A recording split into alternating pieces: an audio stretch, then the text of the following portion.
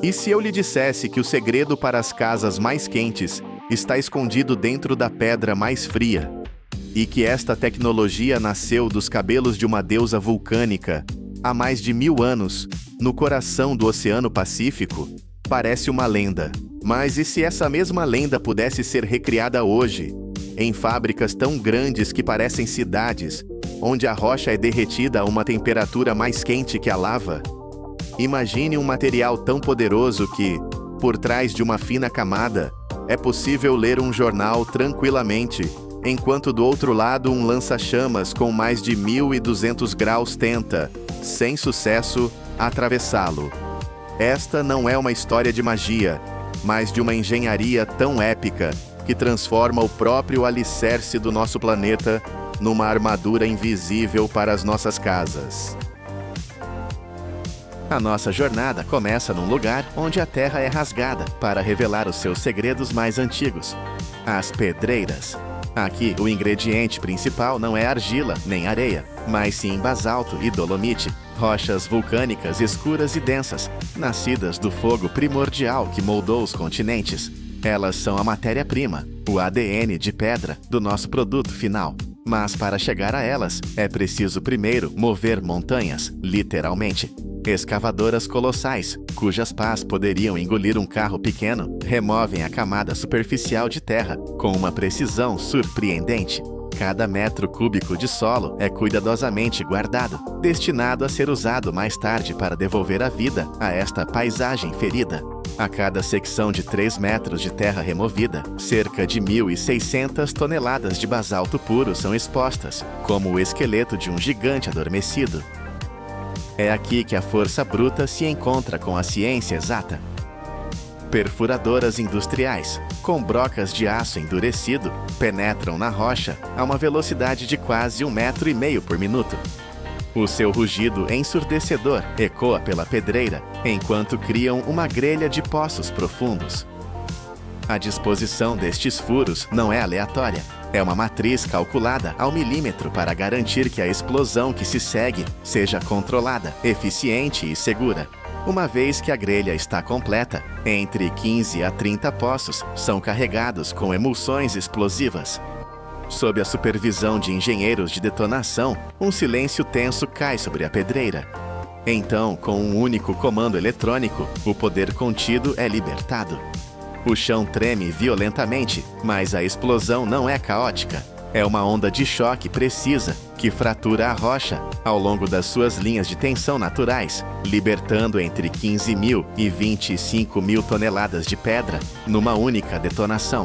Quando a nuvem de poeira assenta, revela uma nova paisagem de rocha partida, pronta para a próxima fase. É aqui que a logística implacável entra em cena.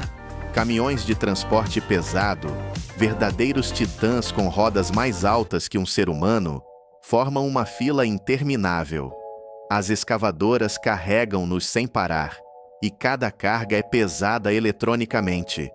Num dia de produção máxima, mais de 400 caminhões podem sair da pedreira, um fluxo constante que transporta até 9.000 toneladas de pedra por dia.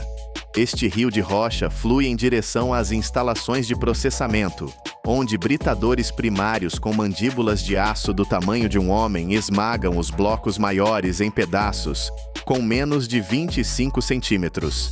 A partir destas rochas sem vida, a próxima etapa de fusão irá transformá-las num fluxo de fogo. Mas como é que estes fragmentos inertes se transformam num líquido incandescente, idêntico à lava vulcânica? Bem-vindo ao coração de aço da fábrica, o forno de fusão. Os caminhões descarregam a sua carga em enormes tremonhas, e as pedras britadas iniciam a sua viagem em longos tapetes rolantes. Aqui, um ingrediente crucial é adicionado à mistura: coque, uma forma de carbono quase puro. As partículas pretas e brilhantes são polvilhadas sobre o basalto cinzento. O coque atua como um combustível poderoso, elevando a temperatura dentro do forno a níveis extremos, e, ao mesmo tempo, atua como um agente químico que ajuda a quebrar a estrutura molecular da rocha, tornando a fusão mais rápida e homogênea. A mistura completa é então alimentada na boca do forno, uma estrutura gigantesca revestida com tijolos refratários, capazes de suportar condições infernais. No interior, a temperatura dispara para mais de 1500 graus Celsius. É um calor tão intenso que o ar brilha. As rochas sólidas perdem a sua forma, as suas arestas dissolvem-se e fundem-se num líquido espesso e borbulhante, uma recriação perfeita do magma que flui sob a crosta terrestre. A cor é hipnótica, um vermelho laranja ofuscante que pulsa com energia. À medida que este rio de lava artificial flui para fora do forno, faíscas explodem em todas as direções. É um ambiente perigoso, onde apenas os mais preparados podem entrar. Trabalhadores que mais parecem astronautas a explorar um planeta hostil usam fatos prateados de fibra cerâmica e máscaras metálicas para se aproximarem e monitorizarem o processo. Eles movem-se com um respeito palpável pela força que estão a controlar. Este forno é uma besta que nunca dorme. Funciona 24 horas por dia, 7 dias por semana, sem interrupção. Uma paragem seria catastrófica. O custo energético para reaquecer uma estrutura desta dimensão seria astronômico, mas o maior perigo é a própria lava. Se arrefecesse, solidificaria dentro dos canais, transformando-se em pedra e destruindo o coração da fábrica por dentro. É um vulcão industrial, um monstro acorrentado que transforma continuamente a rocha sólida num líquido primordial. E agora, esta lava renascida está prestes a sofrer a sua mais incrível transformação. Este é o momento em que a força bruta se transforma em delicadeza. O fluxo de lava incandescente, canalizado do forno, é derramado sobre um conjunto de discos de fiação que giram a milhares de rotações por minuto. Imagine um pincel molhado a ser girado com uma força incrível. As gotas de tinta voam e esticam-se em finas linhas. Agora, imagine que o pincel é de metal super resistente e a tinta é rocha derretida. No instante em que a lava atinge os discos, a força da rotação rápida projeta-a para fora em bilhões de pequenas gotas. Mas, no seu curto voo pelo ar, estas gotas são esticadas pela velocidade e transformam-se em fibras incrivelmente finas, mais finas que um cabelo humano. É um espetáculo visualmente deslumbrante, uma explosão de filamentos de fogo. Simultaneamente, uma corrente de ar quente, soprada a alta velocidade, envolve estas fibras recém-nascidas. Este sopro de ar tem uma dupla função. Ajuda a esticar ainda mais as fibras e arrefece-as quase instantaneamente. Este choque térmico súbito solidifica-as, fixando a sua estrutura fina e flexível, mas incrivelmente forte. O resultado é uma chuva contínua de fibras minerais, uma tempestade de neve ardente que assenta suavemente num longo tapete rolante por baixo. Onde antes havia um rio de lava pesada e destrutiva, agora há uma manta leve, branca e fofa. Camada sobre camada. Estas fibras acumulam-se, formando um tapete contínuo de lã de rocha. Ventiladores e sistemas de sucção trabalham em conjunto para garantir que a deposição seja perfeitamente uniforme, criando uma espessura consistente ao longo de toda a linha. A visão é quase surreal. Um mar branco e ondulante de material que parece algodão doce, a mover-se lentamente. Mas este fluxo branco e caótico ainda não tem a força necessária. Para se tornar uma verdadeira armadura, precisa de disciplina, forma e densidade. A ordem está prestes a ser imposta ao caos. A manta fofa de lã de rocha, que pode ter dezenas de centímetros de espessura, entra agora numa série de prensas de rolos. São cilindros de aço maciços que aplicam uma pressão controlada e implacável sobre toda a superfície. O som é o de um poderoso assobio hidráulico. O ar é espremido para fora das fibras, e a manta solta é comprimida numa placa densa e coesa. A quantidade de pressão é calibrada com precisão de computador, determinando a espessura e a densidade finais do produto. Para um isolamento residencial leve, a pressão é menor. Para placas industriais de alta densidade, a força de compressão pode chegar a várias toneladas. Enquanto a manta é comprimida, braços mecânicos nas laterais do tapete pressionam as bordas, garantindo que estas fiquem retas e firmes, impedindo que o material se expanda. O resultado é um bloco contínuo de lã mineral, com uma geometria perfeita. Este bloco estabilizado entra então na linha de corte. Aqui, a velocidade e a precisão são tudo. Lâminas circulares afiadas, a girar a alta velocidade, aparam as bordas, deixando um acabamento limpo e reto. O pó que se solta é imediatamente aspirado por sistemas de vácuo.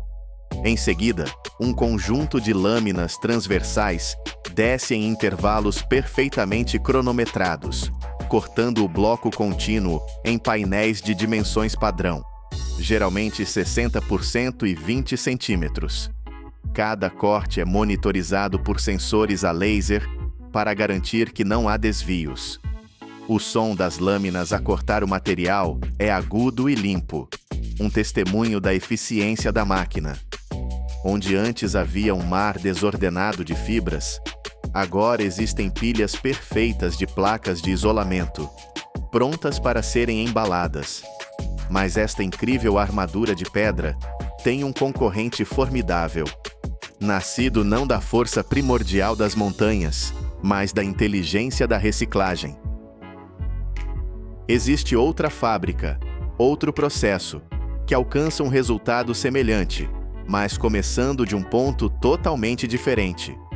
É o mundo da lã de vidro, onde o herói da história é algo que todos nós deitamos fora: o vidro. Até 80% da matéria-prima usada aqui é vidro reciclado. Garrafas de bebidas, frascos de comida, janelas partidas e para-brisas de carros velhos.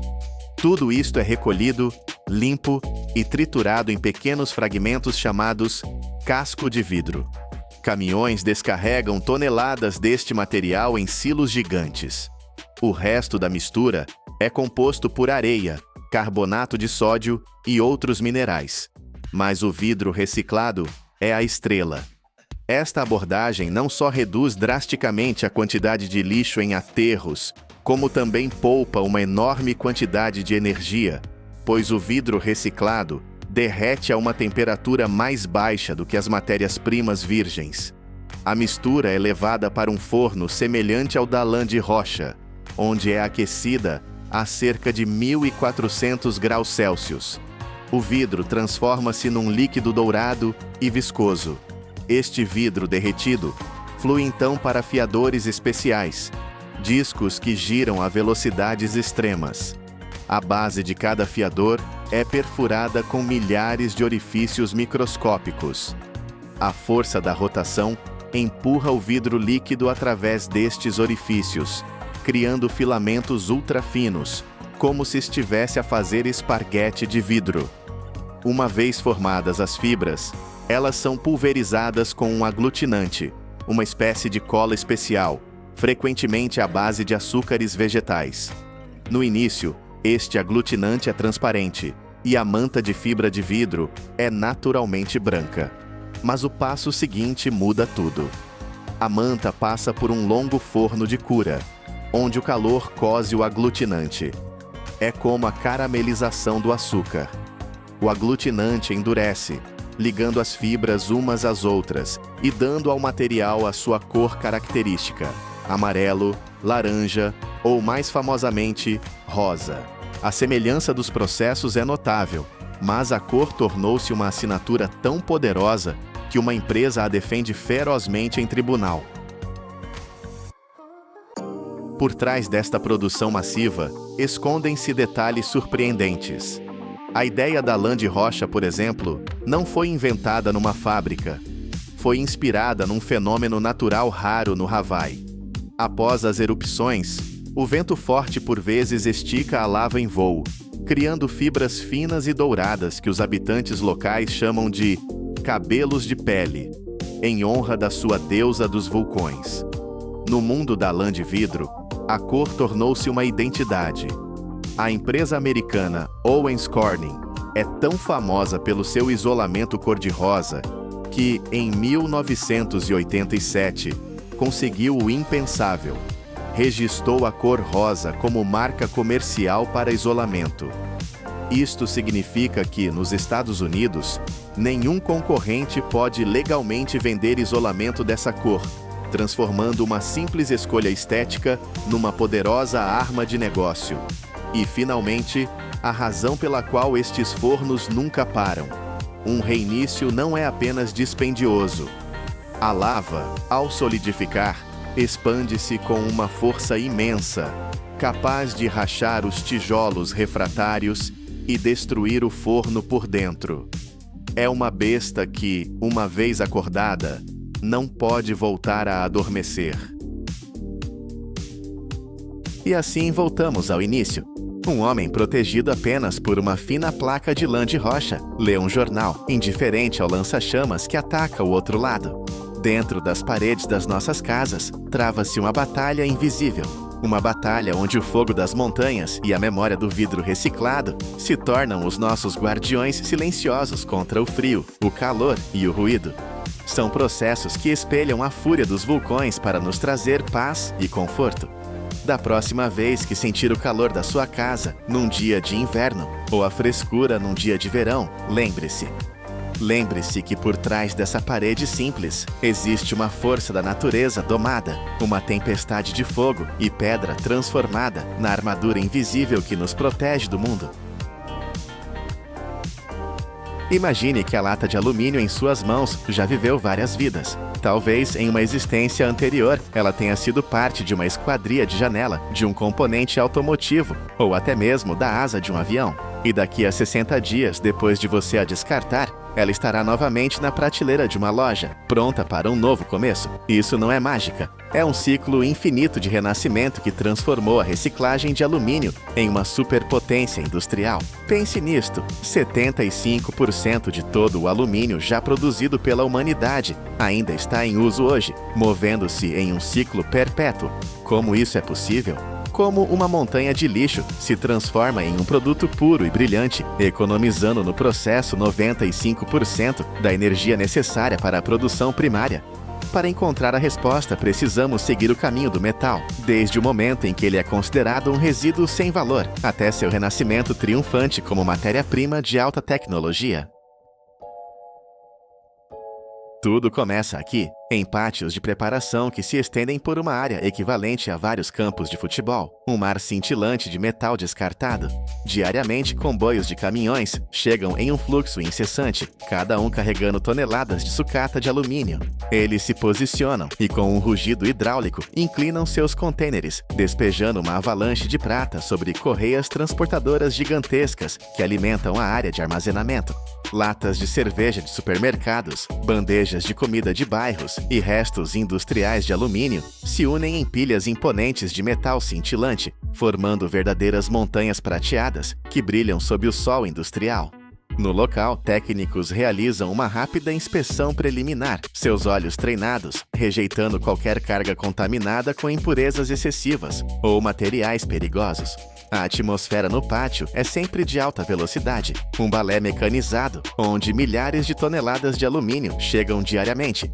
Este lugar é a verdadeira linha de frente do processo de reciclagem, o portal onde todo o material recebido é preparado para a próxima fase, uma fase de precisão cirúrgica. A própria economia impulsiona este ciclo implacável. Uma lata de alumínio descartada vale várias vezes mais do que uma garrafa de plástico PET, dando tanto a indivíduos quanto a empresas um forte incentivo financeiro para devolver o alumínio ao ciclo de produção. É por isso que os Estados Unidos se classificam consistentemente entre as nações líderes nas taxas de recuperação de alumínio. garantindo um fornecimento doméstico estável e robusto de material reciclado para suas indústrias. Mais de 1/3 do suprimento anual do país vem dessas montanhas de sucata. Mas esta pilha caótica de metal, por mais vasta que seja, é inútil até se tornar perfeitamente pura. E para isso, é necessário um olho capaz de ver mais rápido e com mais precisão do que qualquer ser humano. A partir das montanhas de sucata, o alumínio é alimentado em longas correias transportadoras, que se movem continuamente, levando o metal para o coração tecnológico da instalação. Aqui, a velocidade humana é irrelevante. O trabalho é feito por olhos eletrônicos. Sensores ópticos, agindo como guardiões de alta tecnologia, escaneiam milhares de fragmentos por segundo. Eles identificam o alumínio com base em sua cor distinta e refletividade à luz, um processo de triagem que levaria uma eternidade para uma equipe de humanos realizar. Imediatamente depois, ímãs de alta potência, com uma força invisível e implacável, arrancam quaisquer metais ferrosos da correia com um puxão magnético, descartando impurezas como tampas de aço perdidas. Ao mesmo tempo, jatos de ar comprimido, precisamente cronometrados, disparam com a precisão de um sniper, soprando plásticos, papel e outros detritos mais leves para longe do fluxo principal de alumínio, separando os materiais com uma eficiência implacável. Em câmera lenta, o processo parece uma dança tecnológica, onde cada elemento é pesado, identificado e julgado em uma fração de segundo. Através de múltiplas camadas de separação, a mistura outrora caótica de resíduos transforma-se gradualmente em fluxos mais uniformes de alumínio, agrupados em pilhas de prata cintilante, cada vez mais puras. A partir deste ponto, o fluxo de alumínio é quimicamente consistente e rigorosamente controlado. Uma matéria-prima de alta qualidade, pronta para avançar mais profundamente no processo de reciclagem. Agora o alumínio está puro, mas para o calor devorador do forno de fusão, ele ainda é demasiado grande e disforme. Precisa ser pulverizado, reduzido a uma forma que possa ser consumida pelo fogo. O alumínio purificado é agora alimentado em um sistema de trituração maciço, uma máquina projetada para destruição brutal e eficiente. As correias transportadoras despejam constantemente latas de cerveja, bandejas de comida e sucata industrial entre dois rolos de aço que giram em direções opostas, revestidos com dentes afiados como presas. Com uma força de esmagamento intensa, o metal estilhaça-se instantaneamente. Não há resistência, apenas submissão à força mecânica. Estalos metálicos agudos ecoam pelo chão da fábrica, um som que fala de poder bruto. Em apenas algumas rotações, centenas de quilogramas de alumínio são puxados para dentro das mandíbulas da máquina e reduzidos a pequenos fragmentos uniformes. A máquina opera com uma precisão quase programada, uma besta de aço que não conhece fadiga. Lâminas rotativas e martelos de esmagamento auxiliam os rolos, permitindo que o sistema lide até com peças de alumínio espessas e rígidas, que são rasgadas com a mesma facilidade que papel. Sob o brilho da iluminação industrial, um fluxo contínuo de cacos prateados é despejado, caindo em cascata na correia inferior, como um riacho cintilante, uma cachoeira de metal. Um sistema de peneiras vibratórias na saída controla o tamanho dos fragmentos, garantindo que todo o alumínio triturado seja reduzido a uma dimensão consistente, enviando pedaços maiores de volta para uma segunda passagem pelas mandíbulas. Isso cria uma matéria-prima estável e uniforme para a próxima etapa do processo, de sólido a granular. Agora, estes fragmentos estão prontos para viajar ao coração de todo o processo, para o inferno. Os fragmentos de alumínio triturados são alimentados diretamente em fornos industriais, o coração pulsante de todo o processo de reciclagem.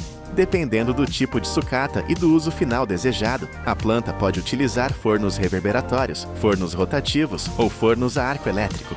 Cada tipo é um sistema de engenharia selado, um colosso de aço e refratários meticulosamente projetado para controlar 3 parâmetros críticos simultaneamente: temperatura, fluxo de ar e taxa de mistura de material. A temperatura interna é mantida estável entre 660 e 750 graus Celsius. Um calor intenso o suficiente para derreter o alumínio sem vaporizar os valiosos componentes da liga. O alumínio é carregado através da escotilha superior ou de uma calha basculante, caindo no banho de metal líquido com um chiado abafado. Uma vez dentro, é constantemente agitado por pás mecânicas gigantes ou por injeções controladas de ar para garantir uma fusão homogênea. Ao longo de todo o processo de fundição, sensores térmicos e analisadores químicos operam continuamente, agindo como os sentidos do sistema, garantindo que cada lote de alumínio fundido atenda a especificações técnicas precisas. Este é o estágio climático onde tudo converge: pressão, calor, reações químicas e sistemas mecânicos.